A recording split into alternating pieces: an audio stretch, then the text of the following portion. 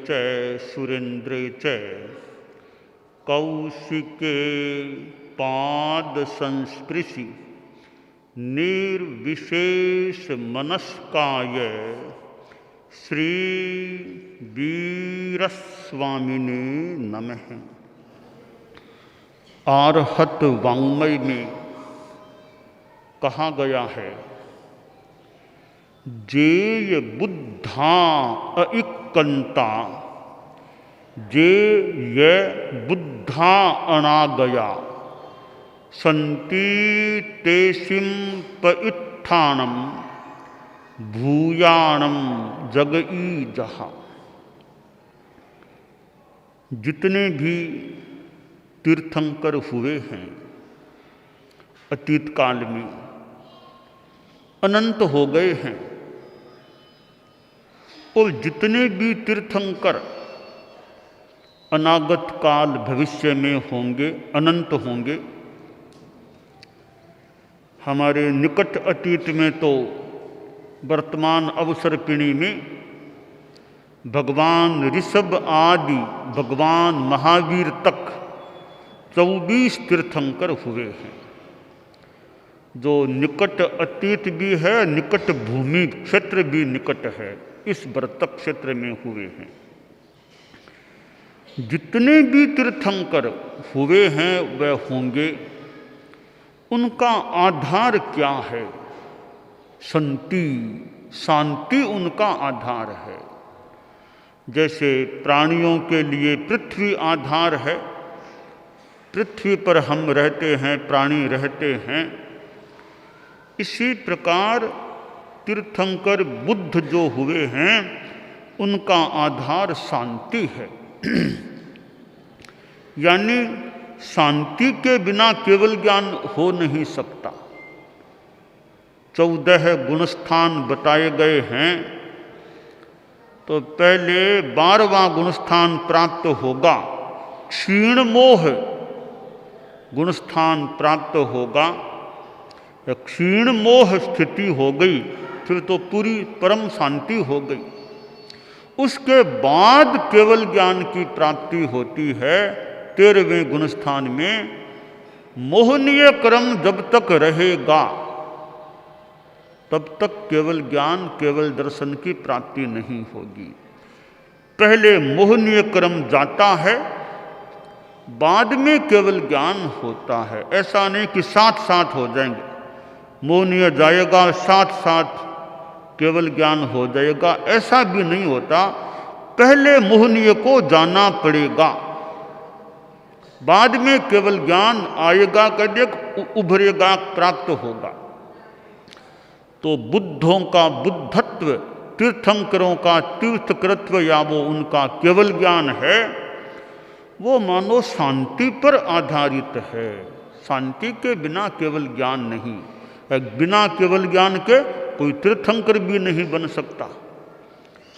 तीर्थंकर होते हैं वे जैन शासन में मानो मनुष्यों में सबसे बड़े तीर्थंकर होते हैं। धर्म के अधिकृत प्रवक्ता, धर्म के अंतिम, उनसे बड़ा, तीर्थंकर से बड़ा कोई पद नहीं है जैन शासन में। और मेरा सोचना है दुनिया में तीर्थंकर से बड़ा, पूरी दुनिया में कोई अध्यात्म का अधिकृत व्यक्ति नहीं हो सकता। तीर्थंकर से बड़ा कोई नहीं हो सकता, क्योंकि वीतराग हैं और केवल ज्ञान है, और साथ में सक्रिय भी हैं। केवल ज्ञान तो आसाधना न हो, अन्य केवलियों को भी होता है। अन्य सारे केवली प्रवचन करेंगे ही, ये जरूरी नहीं है।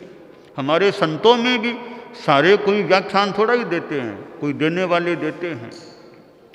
तो इतने केवली हैं, सारे केवल ज्ञानी व्याख्यान दें, बातचीत करें, प्रश्नों का उत्तर दें, इस प्रकार सक्रिय रहें, यह जरूरी नहीं है। कोई मूक भी केवली बन जाए। तीर्थंकर होते हैं, उनको तो मानो कि सक्रिय रहना पड़ता है।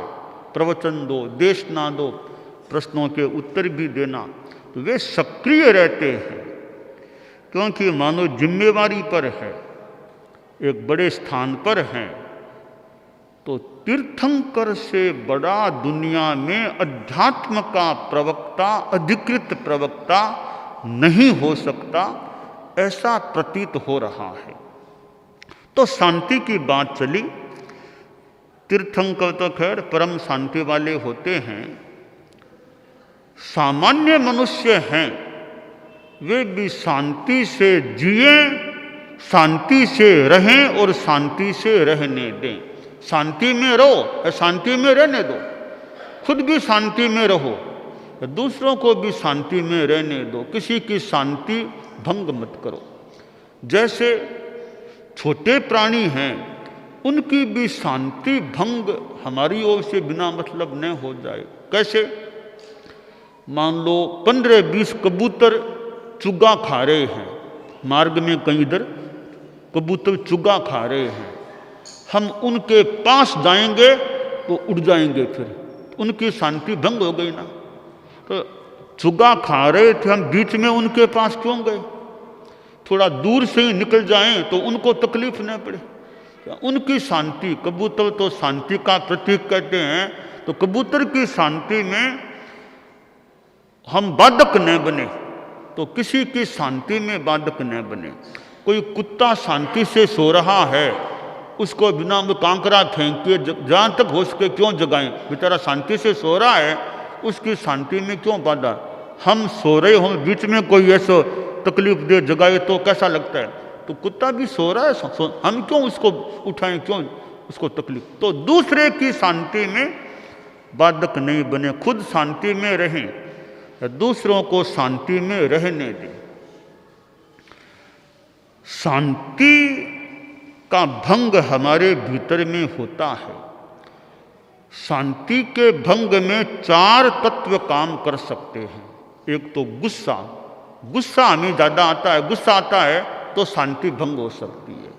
या लोभ है, लोभ ज़्यादा आ जाता है, लोभ भी शांति भंग का कारण बन सकता है। या भय है, मन में डर लगता है तो शांति नष्ट हो जाती है। या चिंता है किसी बात की, दिमाग में चिंता, चिंता से फिर शांति नष्ट हो जाती है। तो गुस्सा, लोभ, भय और चिंता, इन चारों से दिमाग मुक्त रहे और धर्म की साधना कुछ चलती रहे तो मन में शांति रह सकती है। अब गुस्सा भी हमारी कमजोरी है, कभी कभी आदमी को यूँ प्रतिकूल स्थिति हुई, कुछ हुआ, गुस्सा आ जाता है, फिर आदमी बोलने भी लग जाता है। गुस्सा आया सो तो आया, साथ में बोलना और शुरू कर दिया, फिर आगे हाथ उठा लिया और ज़्यादा हो गया। तो गुस्से को फेल करना चाहिए, असफल करने का प्रयास करें। को हम असत्यम कुब्बिज्जा, गुस्से को अस्तित्वहीन और विफल बनाने का प्रयास करें। कैसे? मान लो गुस्सा मन में थोड़ा आ गया, अब बोले नहीं, इतना तो रखें, बोलना नहीं। अब अगर गुस्सा आ जाए, आदमी 10 मिनट न बोले तो फिर थोड़ा गुस्सा ठंडा पड़ सकता है। गुस्सा आते ही बोलना शुरू कर देते हैं, वो बढ़िया नहीं। तो हम गुस्से को कंट्रोल में रखें तो शांति रह सकती है। इसी तरह लोभ है, आदमी में लोभ ज़्यादा है, कामना, वो चाहिए, वो चाहिए, वो चाहिए, वो चीज़ मिलती नहीं है तो मन में दुख होता है, अरे मुझे नहीं मिला, मुझे नहीं मिला, मुझे नहीं मिला। संतोष में है शांति है, संतोष में शांति रहती है। वो प्रवचन महात्मा दे रहे थे, काफ़ी लोग बैठे थे, परिषद बड़ी थी। प्रवचन की संपन्नता पर एक शहर का आदमी खड़ा हुआ, बोला, महात्मा जी एक प्रश्न करना चाहता हूँ, आप तो ज्ञानी पुरुष हैं, एक प्रश्न है कि आपके सामने जो परिषद इतनी अभी तक भी बैठी है, उसमें सबसे शांति वाला, सबसे सुखी आदमी कौन है? सबसे सुखी, शांति में जीने वाला कौन है? तो संत ने कहा, अंतिम पंक्ति के भी पीछे एक युवक बैठा है। अंतिम पंक्ति के भी पीछे एक युवक बैठा है मेरे सामने। वो सबसे ज्यादा इस परिषद में शांति वाला और सुखी आदमी है। 2-3 कार्यकर्ता गए, देखें पीछे कौन आदमी बैठा है। एक युवक बैठा था, कपड़े भी बहुत बढ़िया नहीं थे, थोड़े फटे हुए से थे। देखा ये सुखी आदमी है, शांति वाला है। उसको लेकर के आए महात्मा जी के पास कि महात्मा जी ये आदमी सबसे ज़्यादा सुखी है, सबसे ज़्यादा शांति वाला। आपने किसका संकेत किया? यही है ना? हाँ, वो यही आदमी है जिसका मैंने संकेत किया। बोले महात्मा जी इसका क्या आपने संकेत किया? बेचारा हमारे गांव का गरीब, ये तो गरीब आदमी है, ये तो गरीब लड़का है, इसको क्या सुखी शांति वाला? आप ये कहते ना कि राजा सबसे ज़्यादा सुखी है, या मंत्री सुखी है, या हमारे सेठ साहब नगर के हैं वे सुखी, तो मानते। ये गरीब लड़का, इसको आपने सुखी बताया है। तो महात्मा ने, राजा भी वहाँ आया हुआ था, पूछा राजन आप तो पूरी शांति में है ना, ठीक है ना? कि बाबा जी क्या बताऊं, शांति तो कहाँ है, आए दिन प्रजा की समस्या आती रहती है, कभी कुछ कभी कुछ, कभी परिवार में कुछ हो जाता है। मेरे तो मन में कई बार अशांति रहती है, तनाव हो जाता है। कोई बात आ गई फिर दिमाग में तनाव हो जाता है, शांति तो पूरी नहीं रहती है। मंत्री से कहा, मंत्री जी आप राजा के मंत्री हैं, आप तो पूरी शांति में सुखी है ना? तो मगर राजा का हाल है वही मेरा हाल है, हम तो राजा मंत्री साथ में ही रहते हैं, मैं भी तो समस्याओं से जूझता हूँ, शांति तो नहीं है। कहा सेठ साहब आप नगर के नामी सेठ हैं, आप तो पूरी शांति में हैं। बोला महाराज क्या शांति में हूँ, इनकम टैक्स वाले छोड़ते नहीं हैं मुझे, तो शांति भंग कर देते हैं मेरी, तो कभी रेड पड़ती है, कभी कुछ हो जाता है, शांति तो नहीं है। और कईयों से पूछा कि आप शांति में के क्या बताएं, घर में लड़का तो है पर वो कहना नहीं मानता, आज्ञाकारी नहीं है, तो शांति नहीं रहती है। बाद में उस लड़के से जो जिसके लिए कहा था उसको पूछा तुम शांति में? कि बाबा मैं तो पूरी शांति, एकदम शांति में हूँ, न कोई ज़्यादा कामना, जो मिला सो खा लिया, बाकी मस्त संतोष में रहता हूँ। कि देख लो सा सबसे ज़्यादा सुखी कौन है? कि बात तो आपकी सही है, राजा भी शांति में नहीं पूरा, मंत्री भी कहता है पूरी शांति नहीं है, सेठ साहब भी कुछ अशांति बता रहे हैं, और भी लोगों ने कहा दुख है। ये युवक है ये कि मुझे पूरी शांति है, कोई दुख नहीं है, आराम से नींद लेता हूँ, आराम से। पैसे वाला बहुत पैसा है उसको भी शांति नहीं है, कई गरीबों को भी शांति नहीं होती है। जहाँ कामनाएं हैं तो वहाँ दुख हो सकता है। तो वो युवक था, फटे हाल सा था। संत ने कहा यह संतोषी जीव है, संतोष है परमम सुखम, संतोष में परम सुख है। तो लोभ ज्यादा होता है तो भी अशांति हो सकती है। भय है मन में, डर है किसी बात का, डर है तो शांति कैसे रहेगी? डर डर डर लगता है, अशांति हो जाती है। चिंता रहती है, आप लोग गृहस्थ हैं, पारिवारिक चिंता, आर्थिक चिंता हो सकती है, और कोई बात की चिंता हो सकती है। तो चिंताएं दिमाग में रहती है तो शांति फिर कमजोर पड़ जाती है। तो आदमी को ज़्यादा चिंता नहीं करनी चाहिए। कोई भी समस्या आ सकती है, समस्या होना एक बात है, दुखी बनना अलग बात है।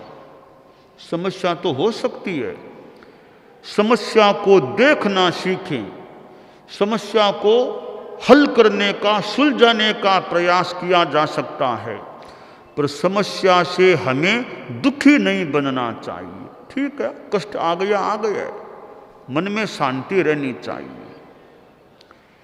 चिंता तो ऐसी चीज है, संस्कृत भाषा में एक श्लोक आता है, चिंता चिता समा प्रोक्ता को भेदश्चित चिंतयो हो, या बिंदु मात्र से भेदतः चिता दहति निर्जीवम चिंता सजीव मप्य हो।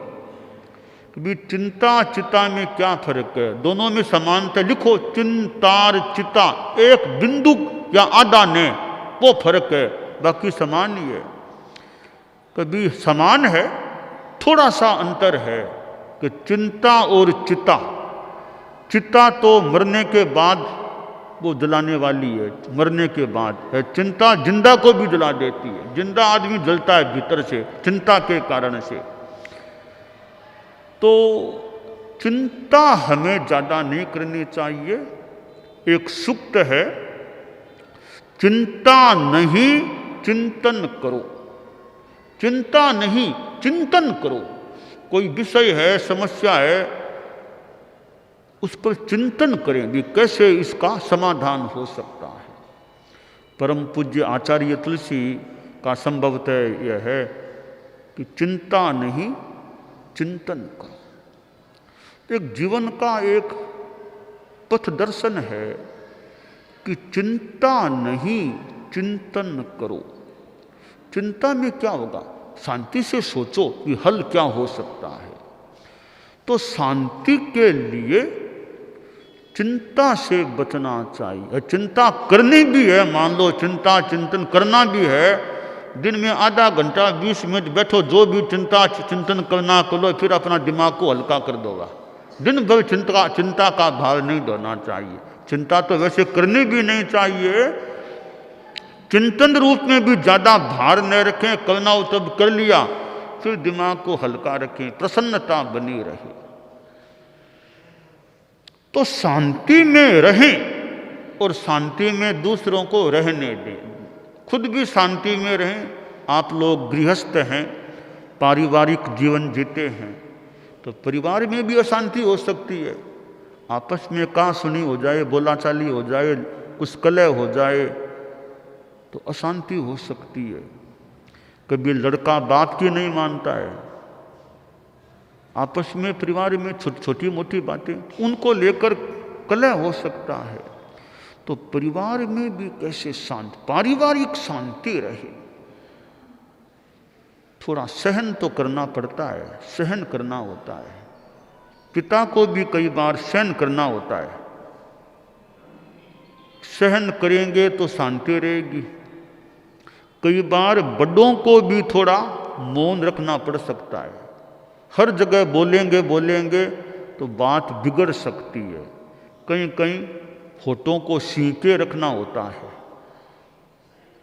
परिवार की शांति के लिए मौके पर कहना भी होता है। देखिए, पारिवारिक शांति की दृष्टि से एक फॉर्मूला सा है कि पहली बात है, सहना चाहिए, एक दूसरे को सहन करना चाहिए, सहिष्णुता रखनी चाहिए, सहना चाहिए।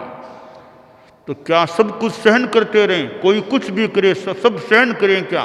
तो सहना चाहिए, मौके पर तरीके से कहना चाहिए, मौके पर तरीके से कहना चाहिए, शांति से रहना चाहिए। कहना भी है तो गुस्सा न करें, शांति से कह दे, भाई ये गलत, ऐसा नहीं करना चाहिए, ऐसा नहीं करना, शांति से समझा दे तो ठीक रहता है। आवेश में और गुस्से में ज़्यादा बोलते हैं तो कई बार फिर परिवार में अशांति हो सकती है, क्योंकि ज़्यादा बोलेंगे गुस्से में, एक दिन सुन लेंगे, परिवार 2 दिन सुन लेंगे, 3 दिन, आखिर उनका भी मुंह फिर खुल जाएगा ना, बेटों का और बहुओं का, उनका मुंह खुल जाएगा, वो सुनाना शुरू कर देंगे फिर। इसलिए गुस्सा काम का नहीं, शांति से ही बात करने में भी शांति रहे। तो यह शांति का फॉर्मूला हो गया कि सहना चाहिए, परिवार में मौके पर तरीके से कहना चाहिए और शांति से रहना चाहिए, गुस्से में नहीं बोलना चाहिए। यूं एक दूसरे को सहन करना ही चाहिए। थोड़ा थोड़ा तो हमारे तीर्थंकरों ने कितना सहन किया है, कितनी साधना की है। आज हम निवाई आए हैं, जयपुर जाना है और सवाई माधोपुर के बाद जयपुर, अब जयपुर जा रहे हैं, मार्ग में ये निवाई आ गया है और दिगंबर समाज का प्राधान्य लग रहा है जैन समाज में। बहुत प्रार्थना, बहुत अनुरोध भावना थी, कितनी बार आ गए थे एक दो दिनों में, कभी निवाई आना निवाई आना, आखिर हम भी आए हैं निवाई। और लोगों में बड़ी भावना, बड़ा सम्मान, बड़ा एक संतों का सम्मान स्नेह वो भी लगा देखने को। कभी का दिगंबर है, श्वेतांबर है, आखिर जैन तो हैं, जैन समाज के ही हैं, तो दिगंबर है, श्वेतांबर यह बाद की बात है, जैन समाज के हैं, यह खास बात है। तो लोगों में बड़ी भावना, भक्ति, सम्मान का भाव देखने को मिला। तो ये मैत्री भाव है वो बढ़िया, मैत्री रखें। मान्यता का अंतर हो सकता है पर व्यवहार में मैत्री रखें, एक दूसरे का उचित अच्छा व्यवहार रखें तो शांति रहती है। लड़ाई झगड़ा में तो अशांति हो सकती, मैत्री है तो शांति रह सकती है।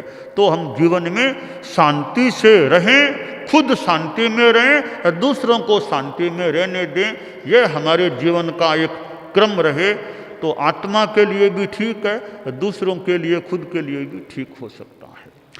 दानान शठम अभय कयाणम सच्चे सुया अणवज्जं वयन्ति तवे सुया उत्तम बंभचेरम लोगुत्तमे समणेणाय पुत्ते। तो दिगंबर समाज के जो भी जैन समाज नवकार मंत्र का आदि अपने जो आराधना है, नवकार मंत्र की त्याग तपस्या, जितना रात्रि भोजन को जितना छोड़ा जा सके वो छोड़ने का प्रयास, अच्छी धर्म की साधना चले, खूब अच्छा है।